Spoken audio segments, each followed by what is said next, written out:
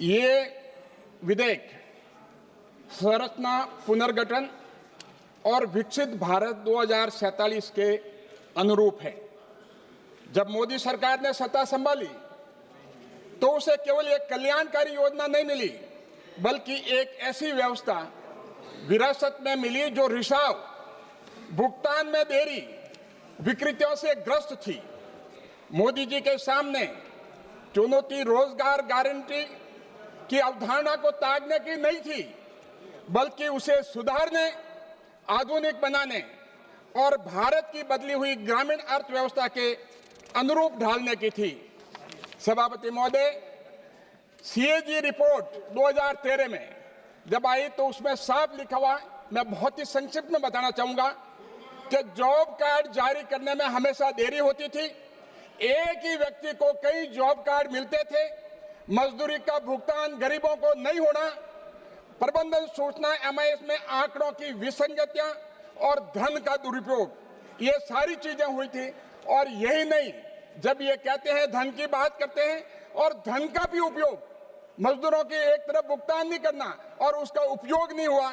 UPA सरकार की असमता का प्रमाण धन के अक्षम उपयोग में स्पष्ट रूप से दिखाई देता है।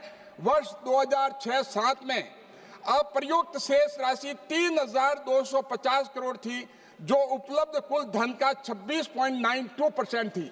ये गरीबों को भुगतान होना था, लेकिन इन्होंने भुगतान नहीं किया उस समय। ये अप्रयुक्त राशि 2012-13 में बढ़कर 13,715 करोड़ हो गई, जो कुल उपलब्धता धन का 32.2% थी। यूपीए शासन के अंत तक उनकी प्रमुख योजनाओं को आवंटित कुल धन का लगभग 1/3 खर्च ही नहीं हुआ। और खर्च किस लिए होगा? उन्होंने मजदूरी नहीं दी गरीबों को। और उसके बाद में मैं जब बताना चाहूंगा सभापति महोदय, 2005 में योजना की शुरुआत से अब तक सरकार ने मनरेगा पर 17 लाख करोड़ रुपए खर्च किए हैं, लेकिन एनएसएस 2009-10 के आंकड़ों के अनुसार इस राशि का केवल 1/5वां हिस्सा 3,40,000 करोड़ ही मजदूरी के रूप में वास्तविक लाभार्थियों तक पहुंचा। 17 लाख करोड़ सरकार के खजाने से उठ गया, लेकिन मजदूरों को 3,40,000 करोड़ ही पहुंचा। इसीलिए मजदूर चिल्लाते थे कि नरेगा का उनको पैसा यूपीए सरकार में नहीं मिल रहा है, कांग्रेस सरकार में नहीं मिल रहा है। शेष राशि कहां गई? राजनेताओं, नौकरशाहों और बिचौलियों के द्वारा हड़प ली गई। ये न केवल इस योजना के क्रियान्वयन में व्याप्त भ्रष्टाचार को उजागर करता है, बल्कि यूपीए नेतृत्व की भ्रष्ट नीतियों प्रवृत्तियों का भी प्रमाण है। गांधी जी ने कभी नहीं सोचा था कि मेरा नाम रखेंगे कानून पे और ये लूट मार करेंगे और ये भ्रष्टाचार करेंगे। और ये तो मोदी जी आए हैं जो डायरेक्ट बेनिफिट ट्रांसफर के तहत में जो उनके खातों में सीधा पहुंचता है। मैं धन्यवाद दूंगा राजीव गांधी जी को कि उन्होंने पब्लिकली ये स्वीकार किया कि जो राशि भारत के तिजोरी से गरीबों के लिए जाती है, उसमें से 15% उन तक पहुंचती है, 85% बीच में खा जाते हैं। तो अगर डायरेक्ट बेनिफिट ट्रांसफर का काम किया है तो ये मोदी जी ने किया। और यूपीए सरकार ने मनरेगा को कैसे कमजोर किया?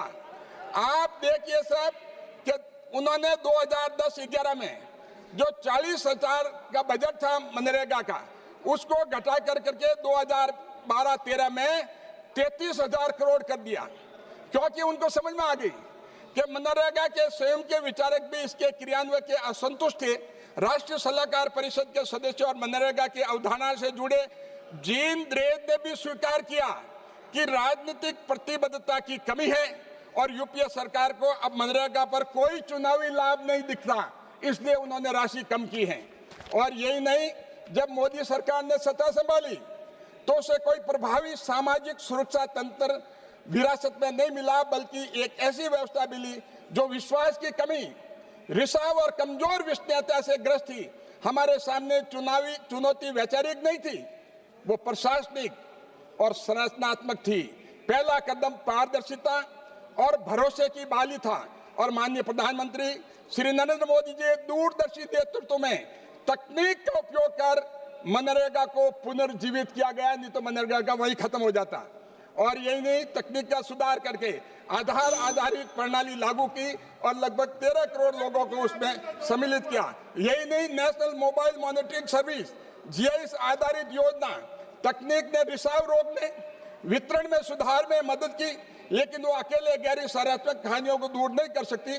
प्रधानमंत्री मोदी जी के नेतृत्व में एनडीए सरकार ने केवल असक्षमता हटाने तक सीमित नहीं, ग्रामीण गरीबों के हित में नीति को प्रभावी बनाने के लिए संरचनात्मक सुधार करने के लिए भी संकल्पबद्ध है। अब इस योजना से दो लोगों का जो स्पष्ट फायदा है, एक तरफ किसान, एक तरफ मजदूर।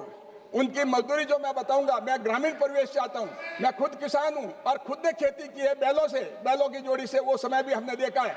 आज जब हम गाँव में जाते हैं तो किसान कहता है कि जो इसका जो सिस्टम है तो हमें लेबर नहीं मिलती और एग्रीकल्चर जो है कृषि बर्बाद हो चुकी है। तो मैं कहना चाहूंगा, अब जो योजना के अंतर्गत कार्यों के दायरा का विस्तार हुआ है वो जल सुरक्षा, ग्रामीण मूलभूत कनेक्टिविटी, आजीविक समर्थक अवसंरचना, जलवायु अनुकूल क्लाइमेट रिसाइलेंस परियोजनाओं का किया है। और जो अभी इस योजना के तहत टोटल जो 60 दिन के हैं, सभापति महोदय, मैं आपके माध्यम से सरकार से निवेदन करूंगा कि इसको 90 दिन किया जाए, क्योंकि जहाँ दो फसली हैं, खरीफ और रबी, वहां पर जहां पर जुताई और बुआई का काम होता है, निराई और गुड़ाई का भी होता है, और उसके बाद में फसल कटाई का होता है, तो 15-15 दिन चाहिए। 45 दिन वो हो गया, और दूसरी फसल के लिए भी 45 दिन चाहिए। 90 दिन का जो इस पे प्रावधान अगर किया जाता है, ये सीधा फायदा जो मजदूर को होगा, वो कृषि की मजदूरी भी कर देगा और नरेगा का 125 दिन मजदूरी भी उसको मिल जाएगी। तो इससे बहुत बड़ा उसको फायदा। मैं कंप्लीट करता हूं सर, मेरे पार्टी का टाइम है और मुझे कहा गया 15 मिनट बोलना है, आप 10 मिनट कर दीजिए। आपका पार्टी का डायरेक्शन है। ये सर, मैं ये कहना चाहूंगा कि जहां पर 57% ग्रामीण परिवार स्वयं कृषि से जुड़ा है और 46.1% कार्यबल कृषि क्षेत्र में संलग्न है, इतने बड़े लोगों को इस बिल के द्वारा फायदा होगा। कांग्रेस और विपक्ष को मैं कहूंगा, ये किसानों के लिए और गरीबों के लिए आप इसका समर्थन करें, पास कराने में मदद करें। एक मिनट सर, एक मिनट में आई एम कंप्लीट।